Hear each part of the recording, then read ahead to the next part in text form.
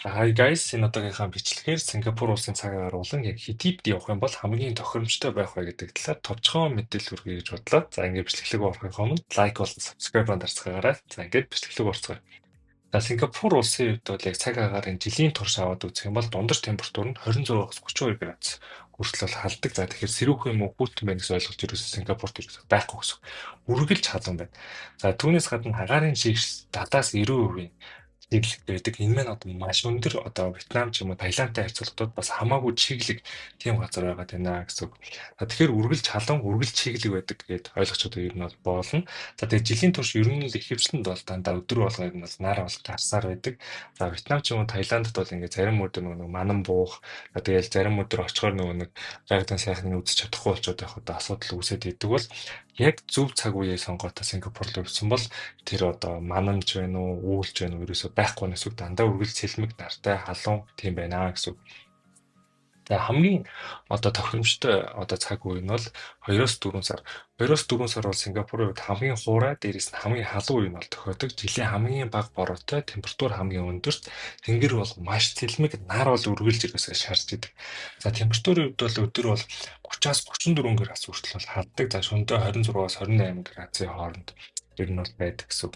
За тэгэхээр ер нь бол маш сайн халдаг. Тэгээд ерөөсө бороо ордоггүй. Тэгээд үүл ч юм уу манан ерөөсө гартгүй л гэж ойлгож байна.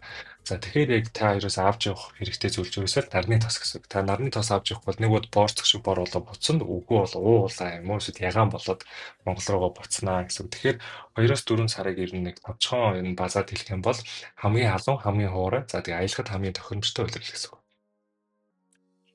Дараагийн хамгийн тохиромжтой цаг үе бол 6-аас 9 сар. За 6-аас 9 сарын үед бол ерөнхийдөө үе үе яг богино хэмжээний бороонууд бол ордог. Гэхдээ бороо орсон ч гэсэн хөвчлэн одоо орой юм уу шөнөл бороо орно. Өдрийн цагаар ер нь бол бороо орох нь ховор байдаг. Харин ч хөвчлэг өдрийн цагаар бол нар бол гарсаар байдаг. За температурын хувьд бол өдөр 29-с 32 градус хүртэл бол халддаг. За шөнөдөө бол 25-аас 27 градус хүртэл бас л ер нь монголчуудын хувьд бол хална л гэсэн үг, ер нь байнгын халан байна гэсэн үг. За бороо орсон ч гэсэн нэг удаа үргэлжлээд авахгүй нэг 30 минутаас нэг цагийн хооронд ер нь бол бороо нь үргэлжилдэг. За бүх өдөржингөө бороотой байна гэдэг бол ер нь бол маш ховорхон 6-аас 9 сарын хооронд бол ер нь бүх өдөржин бороо ордог нэг 2 юм уу 3 өдрөл тохиолддог. За тэгээд ер нь одоо 6-аас 9 сарыг товчхон дүгнэх юм бол ер нь бол аялахад нэлийн бас таатай, ер нь бол их боломжийн бол цаг үе гэсэн үг. За дараагийн үе бол 8-аас 10 сар. За 8-аас 10 сарыг ер нь шилжилтийн үйлрэл гэж хэлж болно. Бороо олон яг нартай өдөр бол ер нь холилдоод ирдэг 50% магадaltaй болчтой гэсэн. Цаг агаар бол ер нь нэлээд докторгүй, зарим өдөр маш гоё явахад зарим өдөр нь бороотой болчтой гэсэн. За өдөр бол ер нь 29-с 31 градус, шөнөдөө бол 25-27 градус буюу бас л халуун ерөөсөө тийм сэрүүхэн хүйтэн гэдэг ойлголт ерөөсөө байхгүй гэсэн.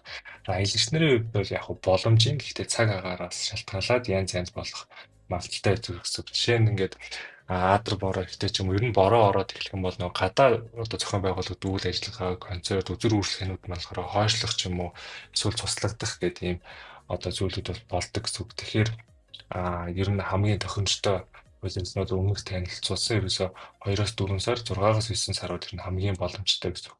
За тэгтэл та 8-аас 10 сард ирсэн бол бас л харьцангуй яг 11-ээс 1 сарын хоорондын харьцангуй бас боломжийн үйлрэлнэ гэсэн. За 11 сараас 1 сарын хувьд бол ямар байдаг вэ гэхээр жилийн хамгийн их бороо ордог. За бороо нот бодохдоо аян циклонтой бороо ордог. Тэнгэр ихэвчлэн бүрхэг болчиход байдаг. Тэгтэл өдөртөө 27-аас 30 градусын халуунтай байсаар л гэдэг. Шөнөдөө 24-өөс 26 градусын дулаантай байдаг гэсэн. За тэгэхээр яг бас бороонд дуртай. Тэгээд ер нь дулаан газар очно. Одоо 11 сараас 1 сарын хооронд гэдэг маань Монголд бол хүйтэрсэн байна гэсэн үг. Тэгэхээр такси идэж гэсэн дулаан дуртай дэрсэн борон дуртай хүн бол 11 сараас 1 сарын хооронд явахад бол асуудал байхгүй.